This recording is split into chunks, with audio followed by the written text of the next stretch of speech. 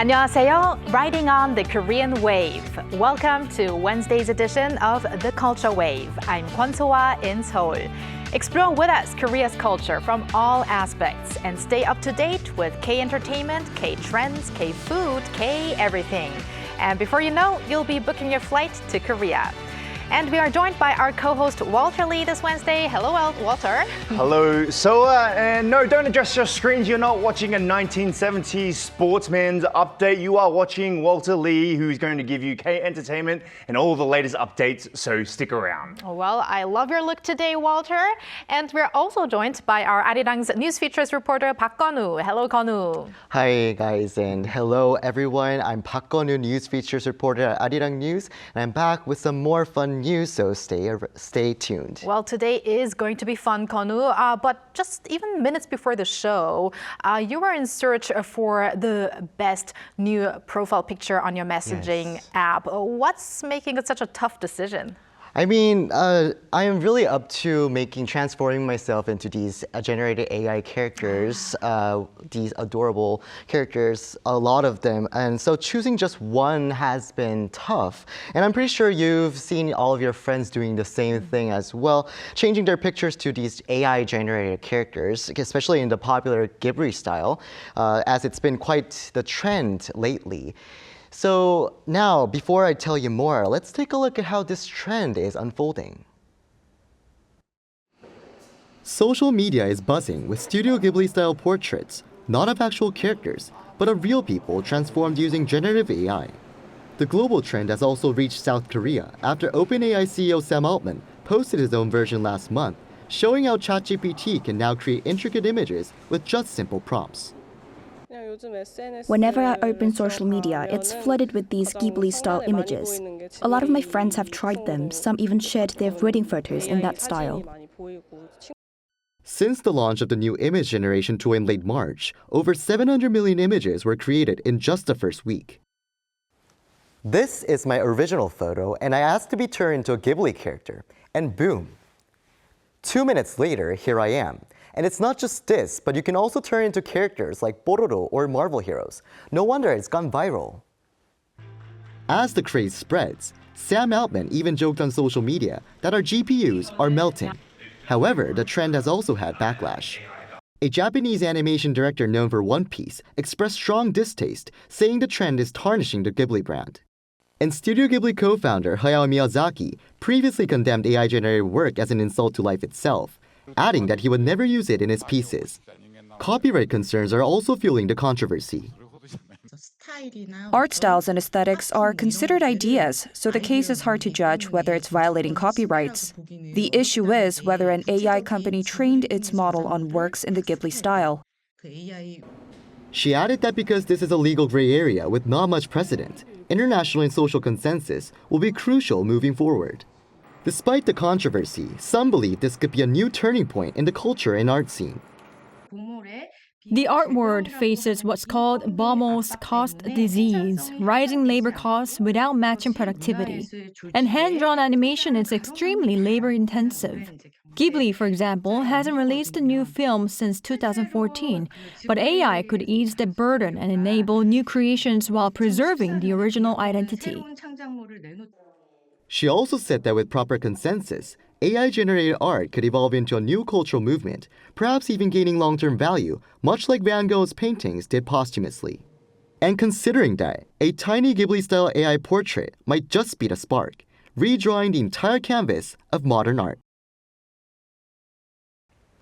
Well, Gun-woo, I'm very happy that you brought up this trend because I'm a little late when it comes to these trends, and I think so is Walter. We're not Very the best examples of MZs, but that's why we actually got to try it out before the show. We took a picture of the three of us and returned it into the Ghibli style that we are just seeing right now here. And we had to burst out in laughter after seeing this, right, Walter? Yeah, there's something that is just a little bit off about my face. I don't remember having a mustache. I guess you shaved just before the show, I right? guess I did shave. At least I look good. You look like a family. I think so too. Yeah, except for the mustache. But I think about me, like I think a little bit more older. I look a little bit more older, don't you think? Oh, it looks like I'm like the youngest in there. Yes, oh, yeah. so I'm gonna Walter's like, the dad, yeah. I guess. I'm going to ask ChatGPT to like retouch and make me a little bit more younger. Okay, but Konu, since you mentioned that AI could be reshaping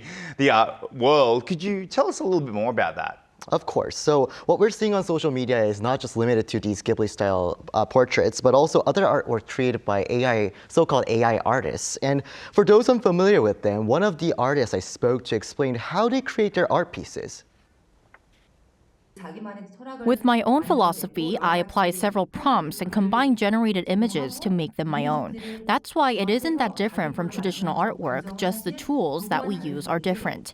And it's not just an image generated in one go. It takes several attempts and a lot of trial and error. She added that it could take hundreds of instances of retouching in order to create a unique artwork. Her goal is to build a new art scene where artists collaborate with AI as their tool instead of brushes that artists would have usually used. Instead, it will be able to make art even more valuable.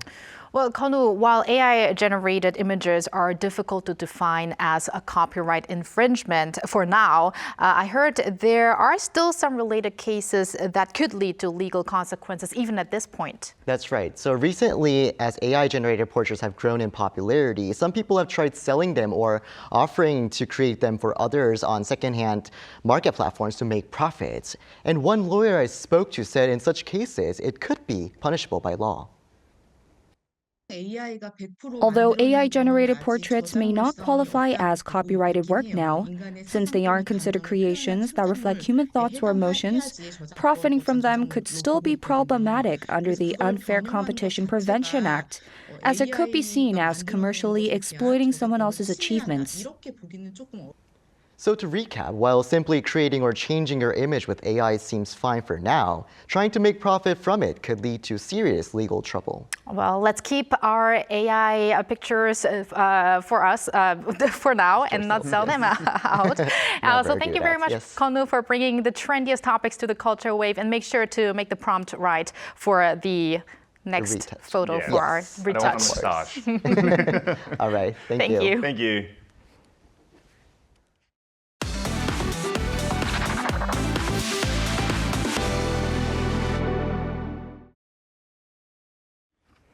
And now time for our K-Enter News with Walter Lee. And Walter, I think I can hear something. Is it BLACKPINK in your area? Yeah. Don't make me do this, Walter. Yeah, I think it is. I think I can hear it's BLACKPINK in your area. You might be right. So we've been waiting for it. We've been talking about it the whole time. We've been talking about it for ages. And finally, we have some confirmation on when the powerhouse K-pop girl group will be finally gracing the stage together again. I thought it was going to be later in the year, but on Tuesday, YG Entertainment revealed the tour poster for BLACKPINK 2025 World Tour, announcing the performances scheduled for, guess this, July 5th and 6th at the Goyang Sports Complex main stadium. That's not too long away, a couple of months away. BLACKPINK will become the first K-pop girl group to hold a solo concert there, which seats around 40,000 people.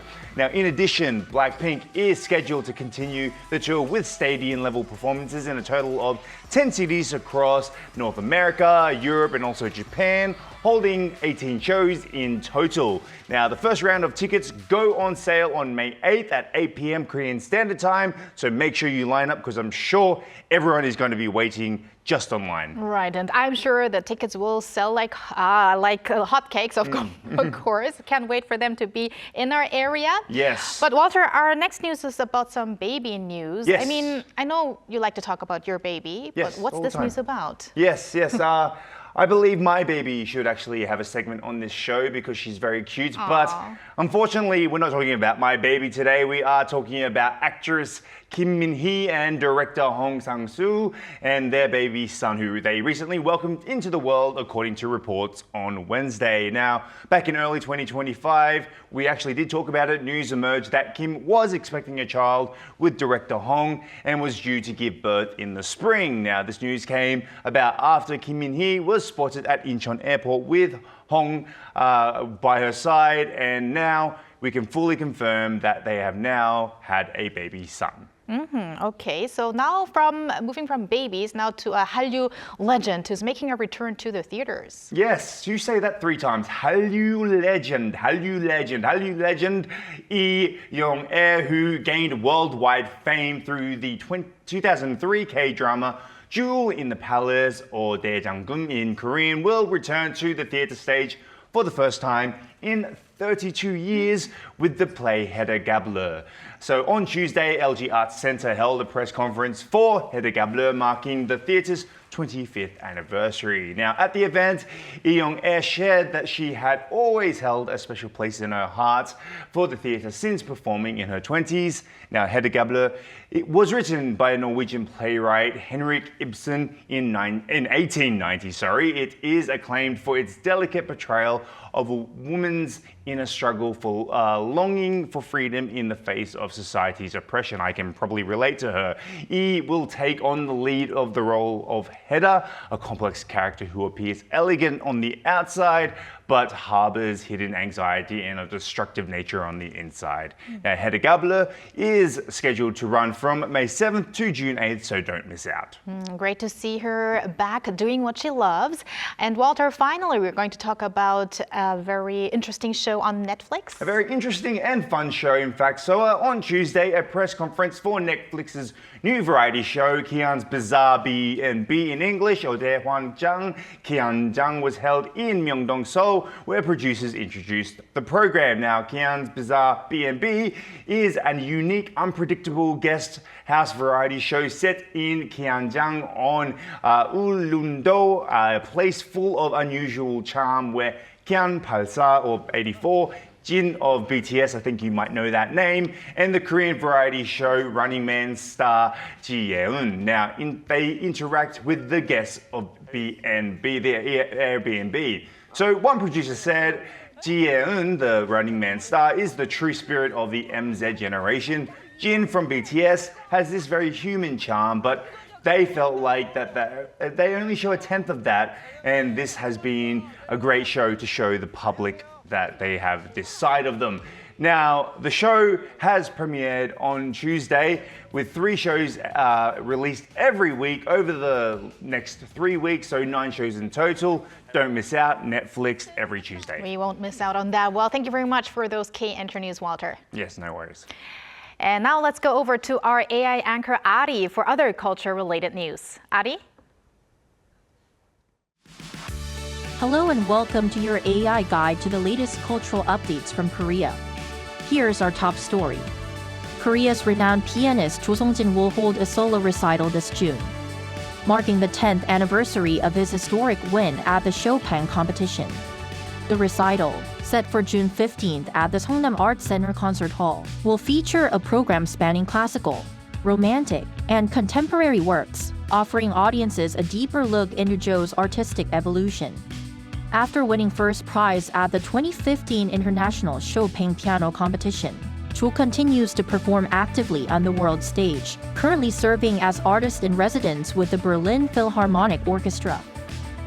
Korean professional baseball has surpassed the 1 million attendance mark in just 60 games, the fastest pace in its history.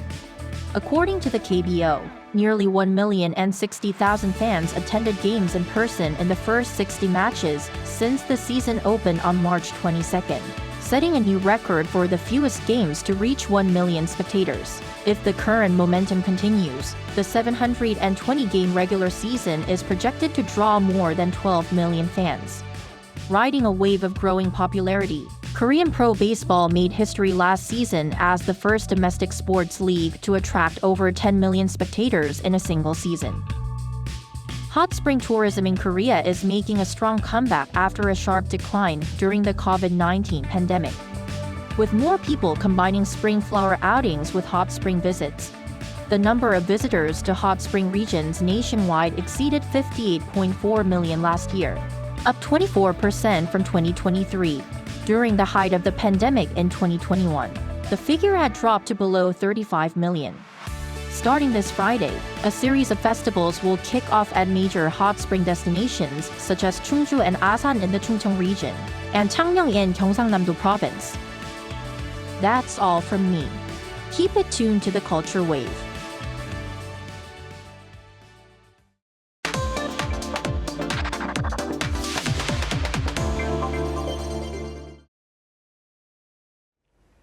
Bunsik refers to typical Korean street food such as tteokbokki, kimbap, sundae, and twigim. The word bunsik literally translates into food made of flour, although not all bunsik is flour-based. Today, we want to hear about the growing interest in K-bunsik in Europe, more specifically the Netherlands, where Korean restaurants are rapidly increasing. We now connect to our K-correspondent, Patrick Park, co-founder of Seoul Food Amsterdam. Hello, Patrick. Hello, Patrick. Good morning, or good afternoon. Right, good morning to you, good afternoon to us. Well, Patrick, please, why don't we start with an introduction of yourself and your restaurant to our viewers? Good afternoon, I'm Pak Patrick. I'm co-owner of a Soul Food restaurant in Amsterdam. We established in 2016, and we are known for our Korean comfort food. 2016, I mean, that's quite a long time already. I mean, Korean food seemed to be gaining popularity in Netherlands in recent years. I hear that you can find a number of Korean restaurants in Amsterdam. How much do Dutch people enjoy K-food? Well, I would say Dutch people really enjoy K-food. With the rise of Korean popular culture, you can find a numerous of Korean products now in regular Dutch supermarkets to try cooking at home. I think restaurant-wise, there were a handful of Korean restaurants starting in Amsterdam, but that was basically just for the Korean community here. And when we started in the Amsterdam city center, there was actually only 2 restaurants, including us. And now I think there's well over 25 now, not including Korean bars. The Korean bar trend is really booming at this point.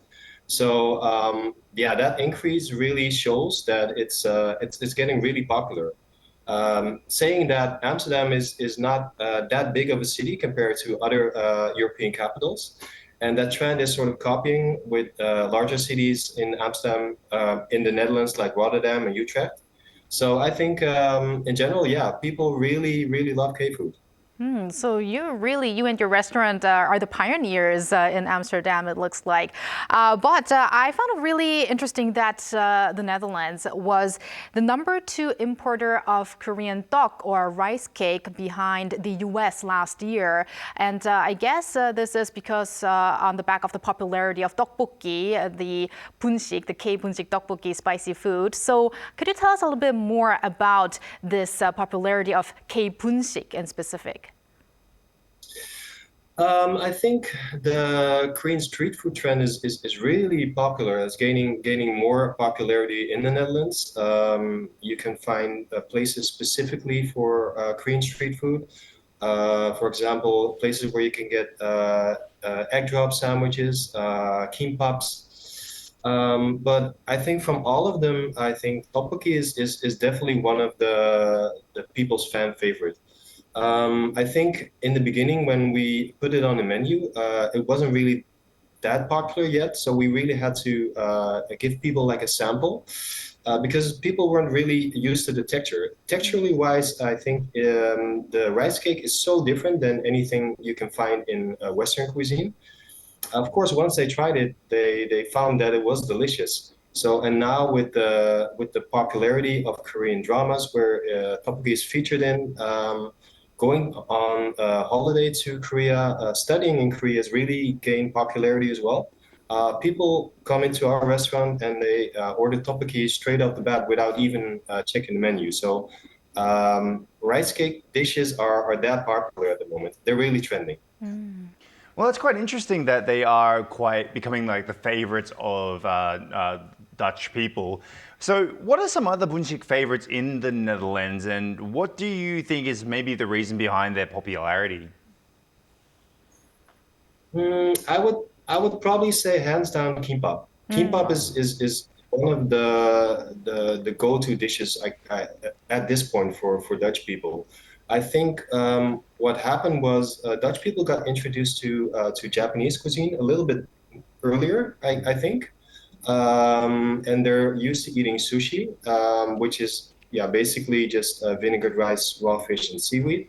A little similar, but I think kimbap is so much more. And there's so many different varieties of kimbap, so many new trends coming out of Korea now for different versions of kimbap, and it's like the perfect grab to go type of food, or grab and eat on your bike type of thing. I mean, biking is a really big thing in the Netherlands. So this sort of matches that lifestyle really well. So kimbap is definitely hands down a really popular dish now. Oh, wow. I just had that.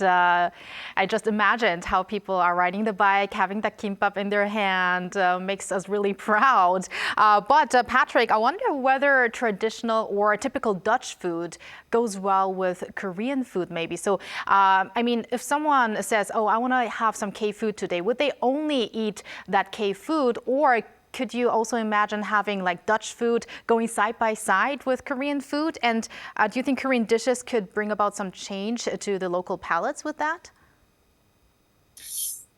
I think it's already happening. Just for an example, I went out to lunch with a partner to a typically Dutch cafe. And we had like the quintessential Dutch lunch, which is, we call it toasty. So it's basically 2 slices of toast bread with melted Dutch cheese in there. But this version actually had their own homemade kimchi jam. And that sort of blew my mind. The fact that these Dutch chefs were actually making their own homemade kimchi and making this delicious jam with it compared to the Dutch cheese that matched so well. Nowadays, if you go to any Western restaurant, there's so many influence of Korean cookery. These are really exciting times. So you have a lot of kimchi workshops. So people, like moms, are making kimchi at home. I think the Dutch palate definitely has changed. Well, that's very interesting to hear. So I would be curious whether you are thinking of adding some new menus to your restaurant now that we are actually seeing this popularity of K-food growing in Europe and the Netherlands, because before you mentioned that people were not really familiar with tteokbokki, you needed to have samples, but now do you think you could be a little bit more creative and add more menus? I think so. I mean, we started just using like the traditional Korean dishes, and for now we're actually in development of making a new menu for the summer.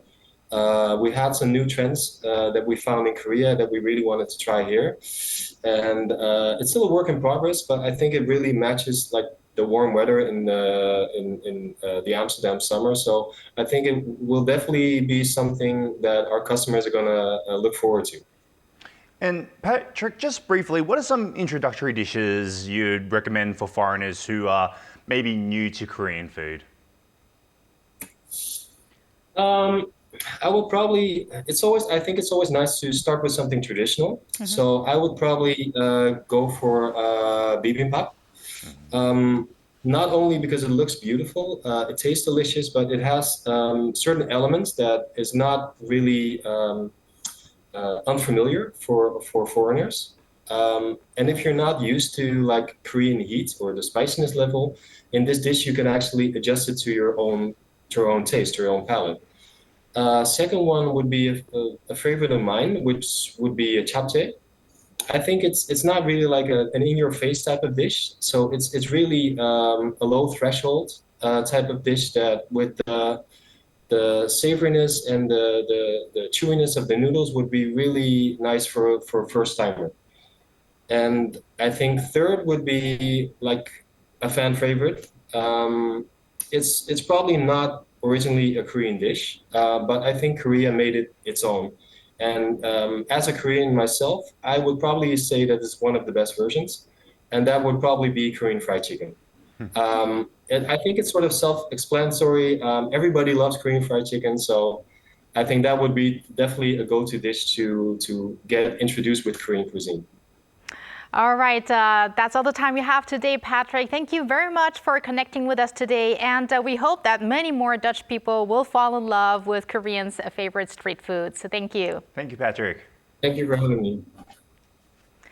And thank you, Walter. I'll see you back next week, and maybe after the show we could grab some tteokbokki. My mouth is watering now. Yeah, I'm starving.